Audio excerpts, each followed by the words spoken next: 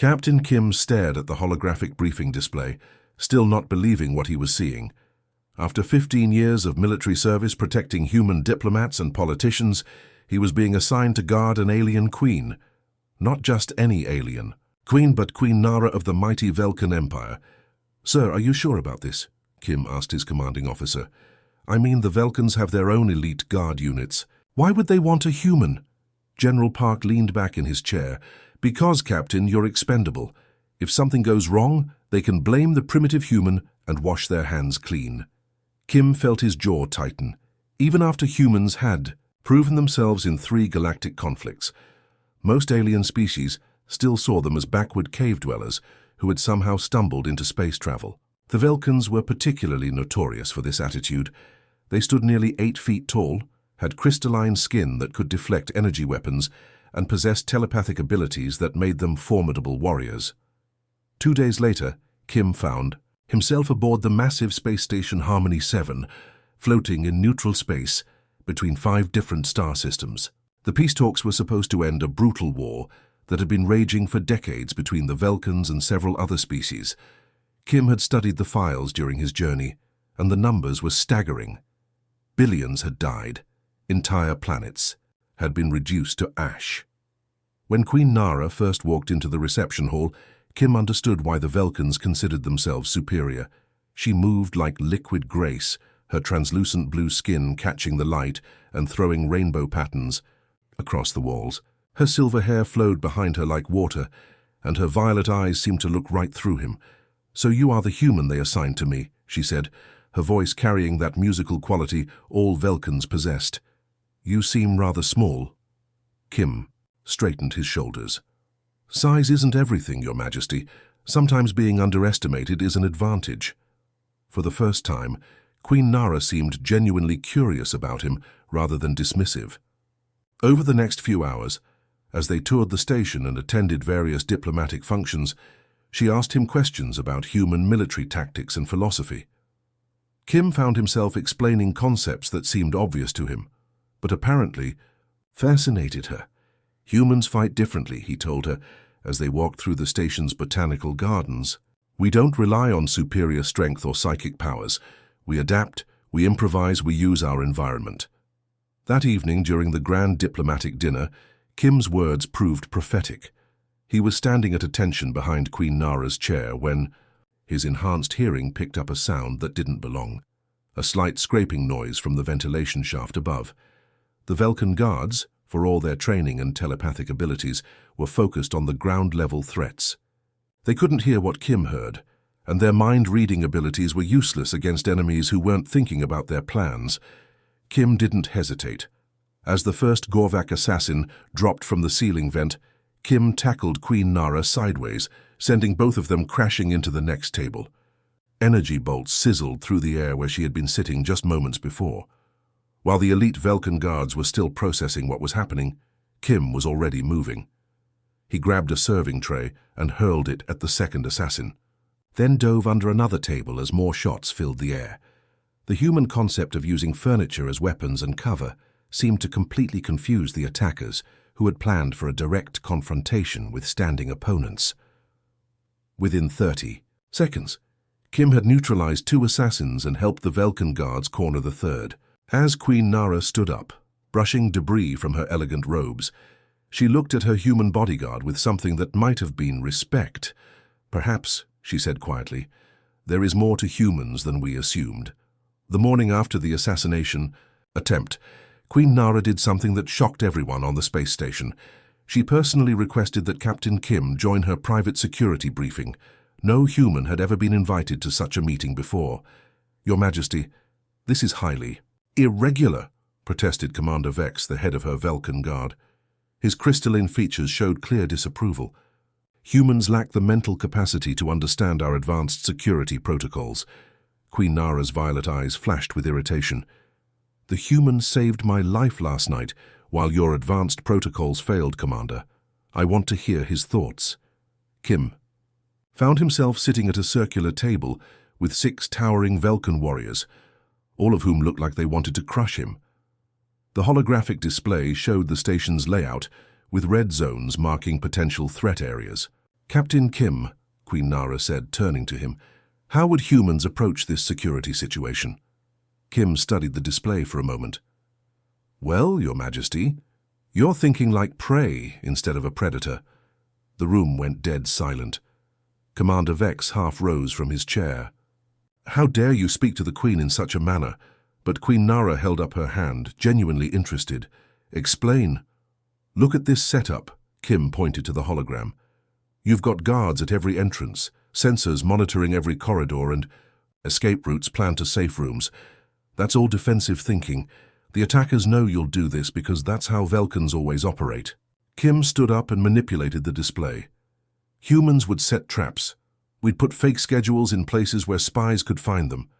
We'd make the enemy think the Queen was in one location while she was actually somewhere completely different.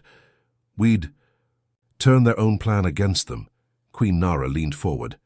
"And if they discovered the deception? Then we'd have backup deceptions ready. And backups for the backups. Humans learned long ago that the best defense is making your enemy waste their resources chasing shadows." For the next hour, Kim explained human military concepts that seemed to fascinate the Queen. He talked about how humans dealt with fear, how they motivated themselves when facing superior enemies, and how they turned disadvantages into advantages. "On Earth, we have a saying," Kim told her. "When you're fighting someone bigger and stronger, don't fight their fight. Make them fight yours." 3 days later, Kim's philosophy was put to the test. The second assassination attempt came during a cultural exchange ceremony in the station's main amphitheater. This time, the Gorvak militants had learned from their previous failure. They didn't drop from the ceiling or attack from obvious positions. Instead, they disguised themselves as maintenance workers and planted explosive devices throughout the theater. The plan was to detonate them simultaneously, killing everyone inside. But Kim had spent those 3 days teaching Queen Nara to think like a human. When she noticed that several maintenance workers were moving in patterns that seemed too coordinated, she didn't rely on her guards' telepathic scanning. Instead, she quietly alerted Kim using a simple hand signal they had developed. Without causing panic, Kim began moving through the crowd while Queen Nara calmly continued her speech. When Kim spotted the first bomb, he didn't call for evacuation. That would have triggered the early detonation the attackers were surely prepared for. Instead, he and Queen Nara worked together like a perfectly synchronized team. She used her telepathic abilities to identify which maintenance workers were thinking aggressive thoughts, while Kim used his human intuition to spot which behaviors looked wrong. Within minutes, they had identified all 6 bombers. Using subtle gestures and quiet communications, they coordinated with the Velkan guards to surround each attacker simultaneously. The entire operation happened so smoothly that most of the audience never realized they had been in danger. Later, as they reviewed the successful mission, Commander Vex reluctantly admitted that the human approach had merit. But other Velkan nobles were starting to whisper among themselves. Their queen was spending too much time with this human. She was adopting his ideas and methods. Some even suggested that the primitive human was somehow influencing her mind. Queen Nara, for her part, found herself genuinely looking forward to her daily conversations with Kim. His way of thinking challenged everything she had been taught about leadership and strategy. The observation deck of Harmony 7 offered a breathtaking view of the nearby nebula, its swirling colors painting space in shades of purple and gold. Kim had discovered this quiet spot during his off-duty hours, finding peace in the vast emptiness that reminded him of home. He didn't expect Queen Nara to find him there. "Captain Kim," her musical voice broke the silence. "I thought I might find you here." Kim turned, surprised to see her without her usual entourage of guards and advisors. She wore simple robes instead of her formal regalia, and for the first time since he'd met her, she looked almost normal. "Your Majesty, you shouldn't be here alone. Security protocols require—" "I dismissed my guards," she interrupted, moving to stand beside him at the observation window. Sometimes a queen needs a moment to simply be herself. They stood in comfortable silence, watching the nebula's slow dance. Kim found himself stealing glances at her profile, noting how the cosmic light played across her crystalline features. Over the past weeks, Their professional relationship had evolved into something deeper. Their conversations had moved beyond military tactics to personal philosophies, dreams, and fears. "Tell me about Earth," Queen Nara said softly. "What do you miss most?" Kim smiled, his guard dropping for the first time in months. "Rain. Strange thing to miss in space, but I loved walking in the rain back home. The smell of wet earth, the sound of water hitting leaves. It made everything feel alive." "We have crystal storms on Velka," she replied. "The air fills with tiny light particles that sing when they touch your skin. I used to dance in them as a child, before duty and protocol took over my life." Kim looked at her, seeing not the powerful alien queen, but a woman who understood the weight of responsibility. "When did you last dance?" she laughed, a sound like wind chimes. "I can't remember. Queens don't dance, Captain. We attend formal ceremonies where others dance for us. That's not fair," Kim said, surprising himself with his boldness. "Everyone deserves to dance." Their eyes met, and Kim felt something shift between them. The attraction that had been building for weeks was suddenly undeniable. Queen Nara stepped closer, her violet eyes searching his face. "This is impossible," she whispered. "My people would never accept it. Your people would call it madness." "Maybe," Kim replied, his hand gently touching her face. "But some things are worth the risk." When their lips met, it was soft and tentative at first, then deeper as they gave in to emotions they had been fighting. For that moment, there was no queen and bodyguard, no human and alien, just two people who had found something precious in an impossible situation. Neither of them noticed the small surveillance drone hovering silently in the shadows, its recording, devices capturing every second of their kiss. Within hours, the footage was transmitted across the galaxy. The image of Queen Nara of the mighty Velkan Empire kissing her human bodyguard appeared on news feeds from the Outer Rim territories to the Galactic core worlds. The reaction was immediate and explosive. On the Velkan homeworld, the High Council convened an emergency session. Ancient nobles who had ruled for centuries declared the footage a disgrace to their entire species. How could their queen, the embodiment of Velkan superiority, lower herself to romantic involvement with a primitive human? "This is an insult to our bloodline," declared Councillor Wrath, his crystalline face twisted with rage. "The human must be removed immediately, and the queen must undergo purification rituals." Meanwhile, on Earth, the Human Federation faced their own crisis. Emergency meetings were called as politicians, and military leaders debated the implications. Some saw it as a diplomatic disaster that could destroy human-Velkan relations. Others worried about the safety of human colonies near Velkan space. "Captain Kim has compromised his mission," declared Admiral Chen. "He must return to Earth immediately for debriefing and reassignment." The orders came through official channels within 6 hours. Kim was to report to the nearest human transport ship for immediate departure. Queen Nara was informed that her human bodyguard was being recalled due to security concerns, but as Kim prepared to leave, he realized that what had started as a simple protection assignment had become something that could change the fate of 2 entire species. The question was whether their love would bridge the gap between worlds or tear the galaxy apart. The observation deck of Harmony 7 offered a breathtaking view of the nearby nebula, its swirling colors painting space in shades of purple and gold. Kim had discovered this quiet spot during his off-duty hours, finding peace in the vast emptiness that reminded him of home. He didn't expect Queen Nara to find him there. "Captain Kim," her musical voice broke the silence. "I thought I might find you here." Kim turned, surprised to see her without her usual entourage of guards and advisors. She wore simple robes instead of her formal regalia, and for the first time since he'd met her, she looked almost normal. "Your Majesty, you shouldn't be here alone. Security protocols require—" "I dismissed my guards," she interrupted, moving, to stand beside him at the observation window. Sometimes a queen needs a moment to simply be herself. They stood in comfortable silence, watching the nebula's slow dance. Kim found himself stealing glances at her profile, noting how the cosmic light played across her crystalline features.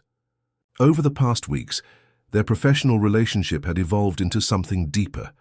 Their conversations had moved beyond military tactics to personal philosophies, dreams, and fears. "Tell me about Earth," Queen Nara said softly. "What do you miss most?" Kim smiled, his guard dropping for the first time in months. "Rain. Strange thing to miss in space, but I loved walking in the rain back home. The smell of wet earth, the sound of water hitting leaves. It made everything feel alive." "We have crystal storms on Velka," she replied. "The air fills with tiny light particles that sing when they touch your skin. I used to dance in them as a child, before duty and protocol took over my life." Kim looked at her, seeing not the powerful alien queen, but a woman who understood the weight of responsibility. "When did you last dance?" she laughed, a sound like wind chimes. "I can't remember. Queens don't dance, Captain. We attend formal ceremonies where others dance for us. That's not fair," Kim said, surprising himself with his boldness. "Everyone deserves to dance." Their eyes met, and Kim felt something shift between them. The attraction that had been building for weeks was suddenly undeniable. Queen Nara stepped closer, her violet eyes searching his face. "This is impossible," she whispered. "My people would never accept it. Your people would call it madness." "Maybe," Kim replied, his hand gently touching her face. "But some things are worth the risk." When their lips met, it was soft and tentative at first, then deeper as they gave in to emotions they had been fighting. For that moment, there was no queen and bodyguard, no human and alien, just two people who had found something precious in an impossible situation. Neither of them noticed the small surveillance drone hovering silently in the shadows, its recording, devices capturing every second of their kiss. Within hours, the footage was transmitted across the galaxy. The image of Queen Nara of the mighty Velkan Empire kissing her human bodyguard appeared on news feeds from the Outer Rim territories to the Galactic core worlds.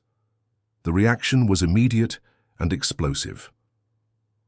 On the Velkan homeworld, the High Council convened an emergency session.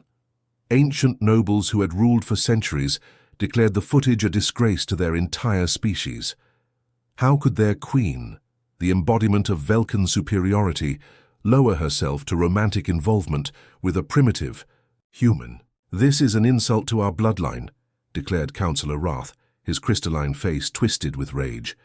"The human must be removed immediately, and the queen must undergo purification rituals."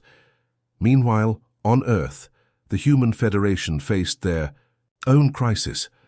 Emergency meetings were called as politicians, and military leaders debated the implications. Some saw it as a diplomatic disaster that could destroy human-Velkan relations. Others worried about the safety of human colonies near Velkan space.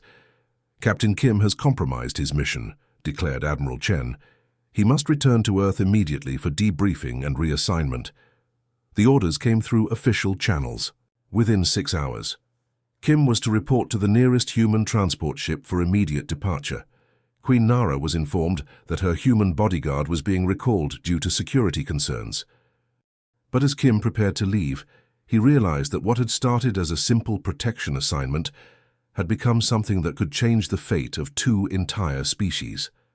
The question was whether their love would bridge the gap between worlds or tear the galaxy apart. The news of Queen Nara and Captain Kim's kiss spread across the galaxy faster than a solar flare. Within 24 hours, every major species had seen the footage, and the political aftershocks were already beginning. In the war rooms of the Gorvak Syndicate, military leaders watched the footage with predatory grins. General Cax, a scarred veteran of countless battles, slammed his fist on the metal table with satisfaction. "Perfect," he growled to his assembled commanders. "The Velkans are in chaos, and the humans are panicking. This is exactly the opening we've been waiting for." The Gorvaks had been losing their war against the Velkan Empire for years. Their brutal tactics and outdated weapons were no match for Velkan technology and telepathic coordination. But now, with the Velkan leadership distracted by scandal and their alliance with humans in jeopardy, the Gorvaks saw their chance. "Send messages to every species that has grievances against the Velkans," General Cax ordered. "Tell them that the mighty Velkan Empire is crumbling from within. Their queen has been corrupted by primitive human emotions. Now is the time to strike. Meanwhile, in the silicon-based cities of the Tech Collective, crystalline beings who thought in pure logic were calculating their own opportunities. The Tech had always viewed biological species as inferior, driven by messy emotions that clouded rational thinking. To them, the scandal proved their point perfectly. Prime Calculator Zix addressed the Tech Council with cold precision. The biological races are destroying themselves over reproductive urges. While they fight among themselves, we can expand into the contested territories along the neutral zone. By the time they resolve their emotional chaos, we will have established permanent bases in 17 strategic systems. The Tech began quietly moving their geometric ships toward unclaimed worlds, confident that the biological species would be too distracted to notice or care. But perhaps the most dangerous response came from the Hive, a collective consciousness that operated through millions of interconnected drone bodies. The Hive Queen, speaking through her primary communication drone, saw the scandal as proof that individual consciousness was a weakness. The biological species fragment when their leaders follow personal desires over collective good, the drone announced to the Hive's War Council. This demonstrates why individual thinking must be eliminated. We will use their civil war to expand our influence and bring order to chaos. Hive scout ships began probing the borders of both human and Velkan space, testing defenses and gathering intelligence for a future invasion. Back on Earth, the Human Federation found itself caught in an impossible situation. Emergency sessions ran day and night as politicians and military leaders struggled to respond to the crisis. Half the galaxy thinks we're scheming to control the Velkans through romantic manipulation, reported Intelligence Director Lee. The other half thinks we're too primitive to be trusted with galactic affairs. Either way, 3 of our trade agreements have already been suspended. President Kim faced reporters with barely concealed frustration. Captain Kim was simply doing his job. The idea that this is some kind of human conspiracy is ridiculous, but the damage to our diplomatic relations is very real. Human colonies near contested space began reporting unusual activity. Gorvak raiders were becoming bolder, attacking supply convoys and testing planetary defenses. The Tech were establishing mining operations uncomfortably close to human settlements. Most disturbing of all, several outer rim colonies reported strange dreams and nightmares that suggested hive mental probes. The carefully balanced peace that had existed between the major galactic powers was crumbling. Species that had been neutral were now choosing sides. The Mystic Collective, known for their wisdom and neutrality, issued a rare statement calling for calm, but their words were drowned out by the growing chorus of war drums. On Harmony 7, the peace talks collapsed completely. Delegates from various species began accusing each other of orchestrating the scandal. Some claimed the kiss was staged to destabilize the negotiations. Others insisted it was proof that certain species couldn't be trusted with important responsibilities. Captain Kim, still waiting for transport back to Earth, watched the news feeds with growing horror. What had started as a moment of genuine emotion between 2 people was being twisted into justification for conflicts that could destroy billions of lives. The galaxy was sliding toward chaos, and somehow his simple kiss with Queen Nara had become the spark that could ignite the largest war in galactic history. The emergency session of the Velkan High Council had been going on for 12 hours straight. Ancient nobles with crystalline faces, glowing with anger, surrounded Queen Nara as she stood in the center of their circular chamber. Their telepathic voices created a chorus of outrage that would have driven most beings insane. "You have disgraced our entire bloodline," declared Elder Voss, his voice carrying the weight of 5 centuries. "The sacred crown of Velka cannot be worn by one who has been tainted by primitive human emotions." Queen Nara stood perfectly still, her violet eyes calm despite the storm of fury around her. She had made her decision hours ago, but she wanted to hear every accusation, every demand, every threat before she spoke. "Renounce this madness," commanded Councillor Rath. "Declare that the human used some form of mind control on you. Execute him publicly, and we can restore your honor." Finally, Queen Nara raised her hand and the chamber fell silent. Her voice, when she spoke, was clear and unwavering. "I renounce the throne of Velka." The words hit the council like a physical blow. Several nobles actually staggered backward. In 3,000 years of Velkan history, no ruler had ever voluntarily abdicated. "You cannot," whispered Elder Voss. "The bloodline succession is sacred. You are bound by cosmic law to rule." "I am bound by nothing except my own choices, Queen," Nara replied. "I choose love over duty, truth over tradition, and freedom over the cage you call a crown." As the council erupted in chaos, Queen Nara's younger brother, Prince Tay, stepped forward. Unlike his sister, Tay had always believed in Velkan superiority. He had watched with growing disgust as Nara adopted human ideas and methods. "If my sister will not rule, then I will," Prince Tay announced, his crystalline features hard with determination. "The council will support my claim." The transition happened with shocking speed. Within hours, Prince Tay was crowned as the new Velkan Emperor, with the full backing of the High Council. His first act was to issue a galaxy-wide broadcast that changed everything. "Citizens of the galaxy," Emperor Tay's voice reached every inhabited world. "My sister has been corrupted by the human terrorist known as Captain Kim. Through unknown methods, possibly involving primitive human chemicals or mental manipulation, he has poisoned her mind and turned her against her own people." Kim, still confined to his quarters on Harmony 7, watched the broadcast with growing horror. Prince Tay's words were carefully chosen to inflame every species' worst fears about humans. "The Human Federation has sent an agent to destroy the Velkan royal bloodline from within," Emperor Tay continued. "This Captain Kim is not a simple bodyguard. He is a terrorist who has committed crimes against the cosmic order itself." The new emperor's voice hardened. "I demand that the Human Federation surrender this terrorist immediately. Captain Kim will face trial and execution for his crimes against the Velkan people. If the humans refuse, they will be declaring war on the Velkan Empire." The ultimatum sent shockwaves through human space. President Kim called an emergency cabinet meeting where heated arguments broke out immediately. "We cannot hand over one of our own officers," declared Defense Secretary Park. "It would set a precedent that any species could demand the execution of humans they don't like." "But if we don't," replied Foreign Minister Lee, "we're looking at war with the most powerful military force in the galaxy. Our colonies are already under attack from Gorvak raiders. We can't fight the Velkans too." Captain Kim felt the weight of billions of lives on his shoulders. Through the viewports of his quarters, he could see Velkan warships taking positions around the space station.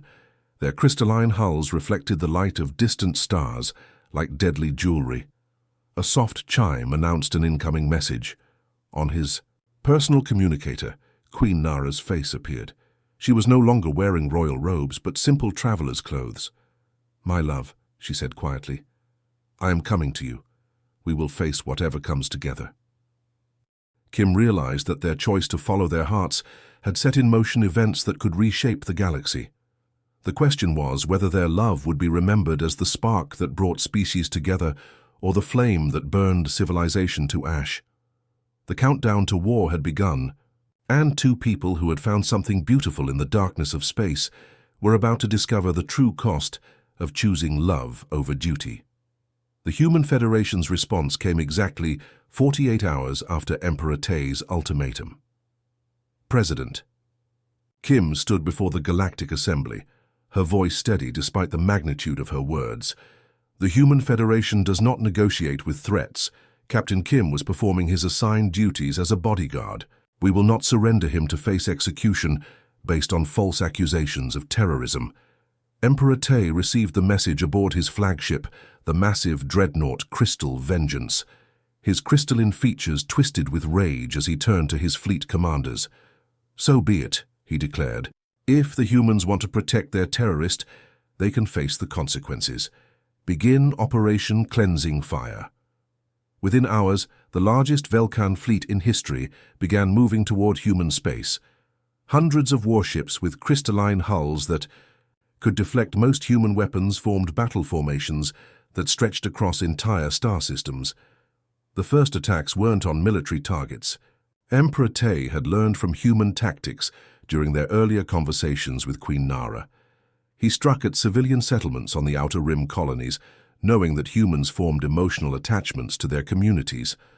On the farming world of New Dakota, colonist families watched in terror as Vulcan cruisers appeared in orbit. The ships didn't land or send troops. Instead, they used focused energy beams to destroy power plants, communication arrays, and transportation hubs. They left the humans alive but cut off from the rest of the galaxy. "We're not here to kill you," announced the Vulcan commander over planetary broadcasts. "We're here to show your government the price of protecting terrorists. Surrender, Captain. Kim, and your suffering ends." Similar attacks hit 12 other human colonies simultaneously. Families were trapped in their homes without power or communications. Children cried in the darkness, while their parents tried to explain why the aliens were hurting them. Captain Kim watched the reports from his hiding place aboard a stolen merchant ship.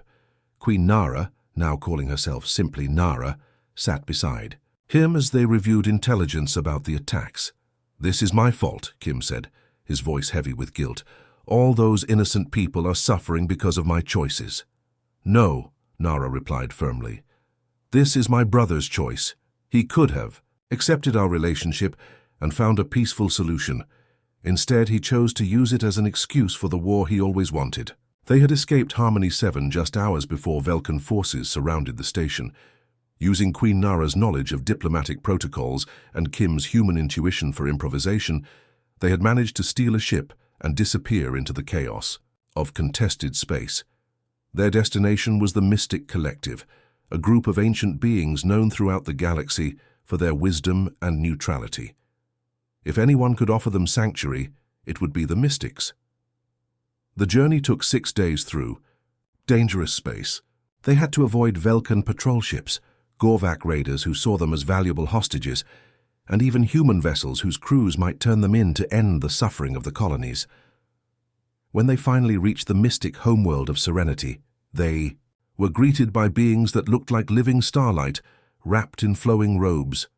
The Mystic Speaker, an entity so old that galaxies had formed during its lifetime, listened to their request with infinite patience. "We understand your plight," the speaker said, its voice like distant music. "Love transcends the boundaries that lesser beings create. However, even we cannot shield you from the storm you have unleashed."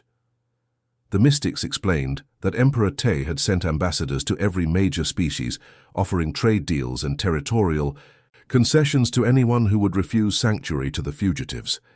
Even the peaceful mystics were being pressured to hand them over.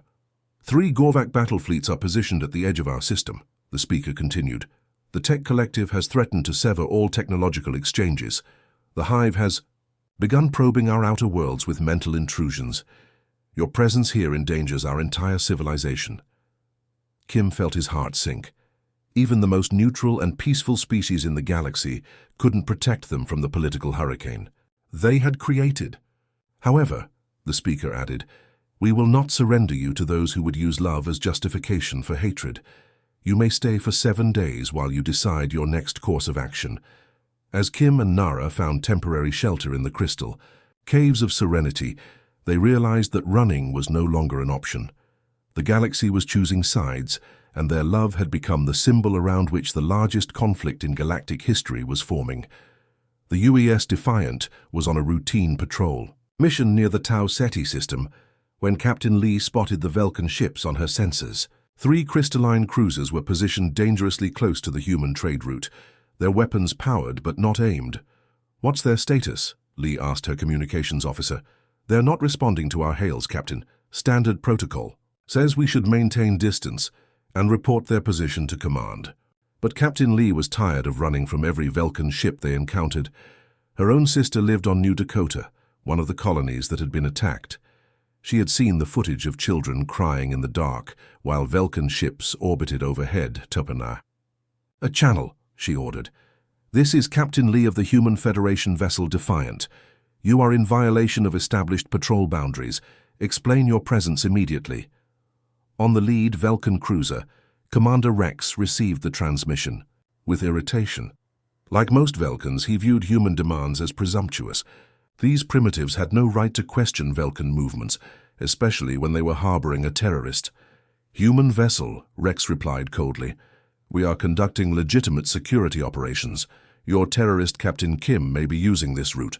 To escape justice, prepare to be boarded for inspection. Captain Lee felt her temper flare. We are not harboring any fugitives. You have no authority to board a Federation vessel in neutral space. We have every authority to hunt down terrorists and their accomplices, Rex shot back. Stand down your weapons and prepare for boarding, or we will consider you hostile. The tension on both bridges was electric. Neither captain wanted to start a war, but both felt their honor and duty were at stake. Years of mutual distrust and recent events had created a powder keg waiting for a spark. The spark came from an unexpected source. Ensign Park, a nervous young officer on the Defiant, was monitoring the Velkan ships when he noticed their targeting. Systems had locked onto his vessel. Training kicked in, and he activated the ship's defensive shields without waiting for orders. The sudden energy surge from the human ship's shields registered on Velkan sensors as a weapons charge. Commander Rex, already on edge, interpreted it as preparation for attack. "They're powering weapons," his tactical officer reported. "Return fire," Rex ordered instantly. The first shots of the war weren't meant to kill. Rex had ordered warning shots across the human ship's bow. But the Defiant's inexperienced helmsman, Ensign Park, panicked and jerked the ship directly into the path of the Velkan energy bolts. The crystalline weapons tore through the Defiant's hull like paper. 17 human crew members died instantly, including Captain Lee's best friend, Lieutenant Kim.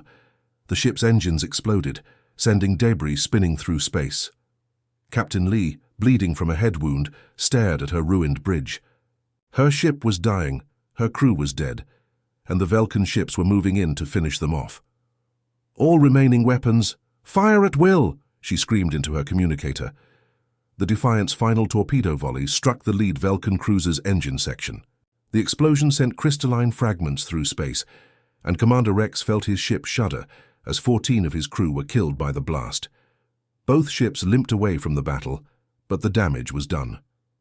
Within hours, footage of the engagement was broadcast across the galaxy. Each side claimed the other had fired first. Each side declared their dead were martyrs to the other's aggression. Emperor Tay used the incident exactly as he had hoped. "The humans have shown their true nature," he announced to the Velkan people. "They attacked our ships while we were conducting lawful operations. This is war." President Kim, standing over the coffins of 17 dead crew members, felt the weight of leadership crushing down on her.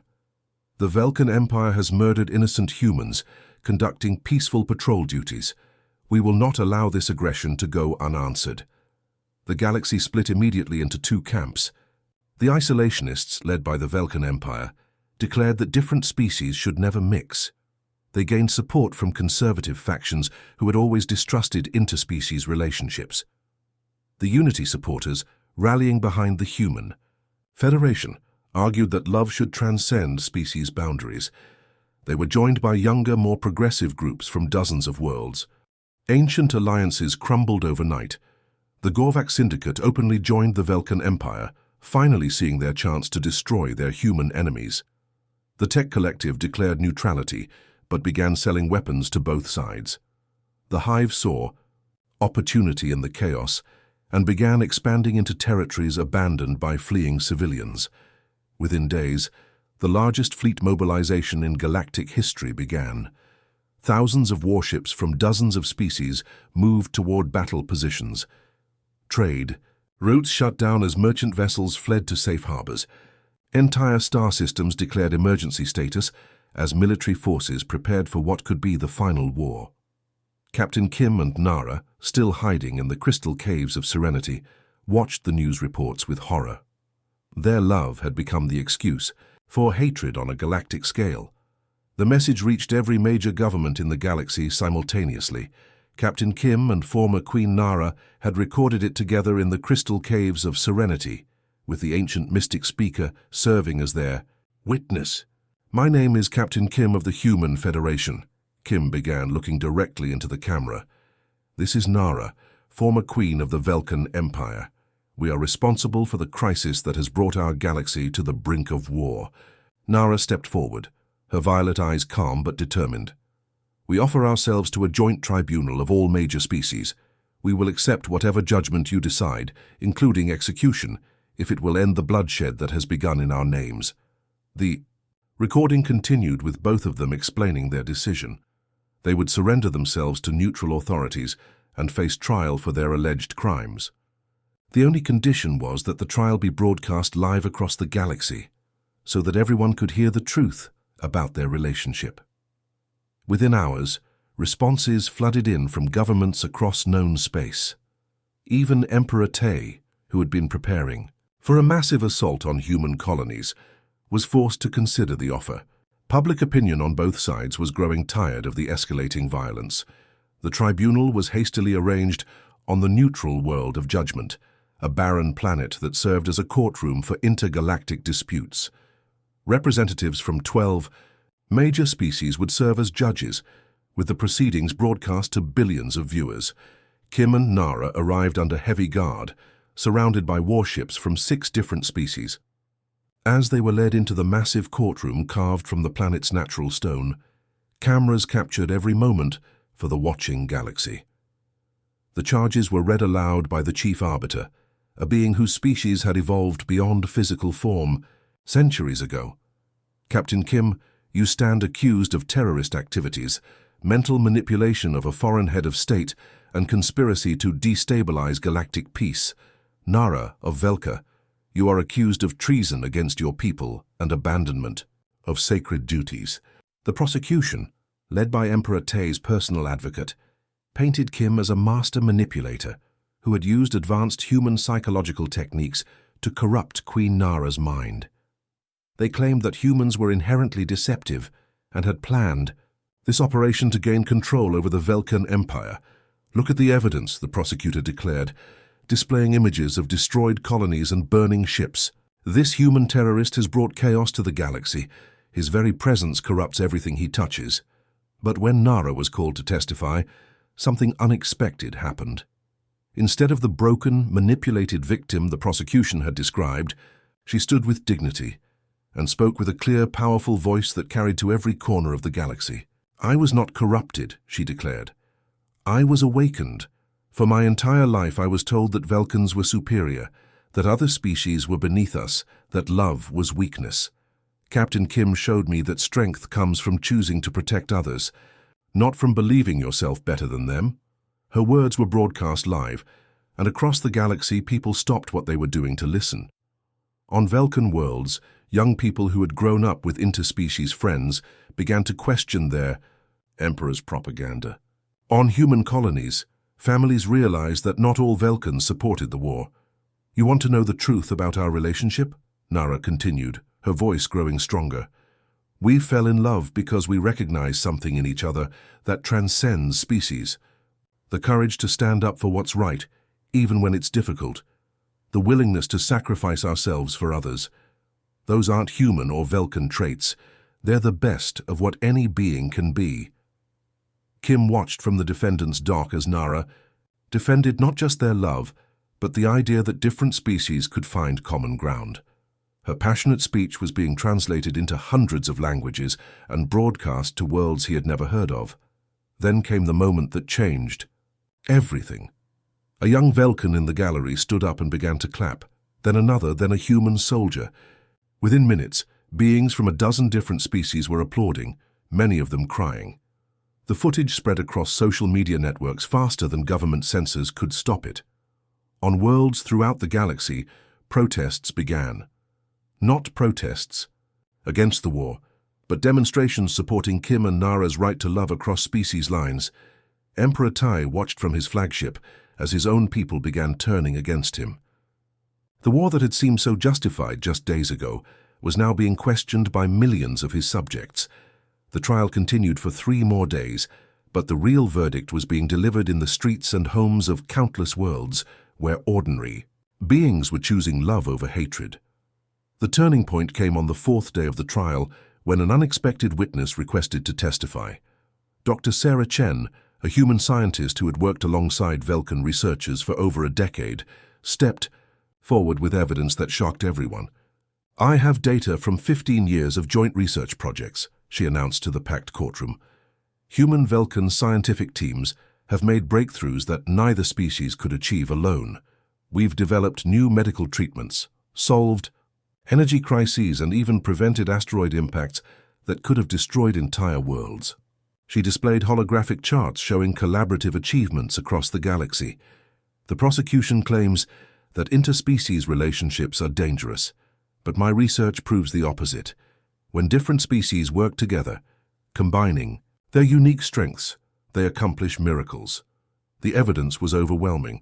Mixed species teams had quietly been saving lives and solving problems throughout the galaxy for years. The romantic relationship between Kim and Nara wasn't an anomaly. It was the natural result of different species discovering they had more in common than they had differences. Emperor Tai, watching from his command ship, felt his support crumbling. His own scientific advisors were confirming Dr. Chen's data. Worse, reports were coming in that Vulcan civilians were protesting in major cities, demanding an end to the war. The final blow came when his own sister's former bodyguard, Commander Vex, broke ranks and testified via hologram. "I served Queen Nara for 8 years, Vex stated, his crystalline features showing deep emotion. "I watched Captain Kim save her life multiple times. I saw how their partnership made both of them better leaders. The human didn't corrupt my queen. He helped her become the ruler our people truly needed." As the trial concluded, something unprecedented happened. The 12 judges didn't retire to deliberate. Instead, they announced their verdict immediately and unanimously. "The defendants are guilty," declared the chief arbiter, "of showing the galaxy a better way forward." The courtroom erupted. The judges explained that while Kim and Nara had violated protocols and caused political upheaval, their actions had forced every species to confront their own prejudices and fears. Instead of punishment, the chief arbiter continued, "We propose a new role for these defendants. They will serve as the first interspecies ambassadors, helping to create a new galactic charter that recognizes the rights of all beings to form relationships across species lines." The proposal sparked immediate debate among the watching governments. Emperor Tai initially rejected it outright, but mass demonstrations on Vulcan worlds forced him to reconsider. Human President Kim faced similar pressure from her own people, who had grown tired of the senseless violence. The breakthrough came when the Mystic Collective offered to host peace negotiations on Serenity. Within weeks, representatives from every major species gathered to draft what would become known as the Unity Charter. Kim and Nara, no longer fugitives but official ambassadors, worked tirelessly to bridge the gaps between different cultures. Kim's human intuition for finding common ground combined perfectly with Nara's understanding of galactic politics. The charter they helped create established fundamental rights for all sentient beings, regardless of species. It created interspecies courts, cultural exchange programs, and protection for mixed couples who wanted to build lives together. But the victory came at a terrible cost. The war, though brief, had claimed over 40,000 lives. Entire families had been destroyed. Colonies still bore the scars of Vulcan attacks. The celebration of the new charter was muted by the memory of those who had died before wisdom prevailed. At the signing ceremony, Kim stood beside Nara as representatives from dozens of species put their names to the historic document. They had achieved something remarkable, but both of them carried the weight of the lives lost because of their choices. "Do you think it was worth it?" Nara asked quietly as they watched the ceremony. Kim looked out at the diverse crowd of beings who were now working together instead of fighting. "Ask me in 100 years," he replied. "When children from different species grow up as friends instead of enemies, when love is celebrated instead of feared, then we'll know if the price was worth paying." The Unity Charter went into effect immediately, ushering in a new age of galactic cooperation. Kim and Nara spent the rest of their lives traveling between worlds, helping other interspecies couples navigate the challenges they faced. Their love story became legend, but more importantly, it became the foundation for a galaxy where differences were celebrated rather than feared, where love truly could conquer the barriers that had divided civilizations for millennia.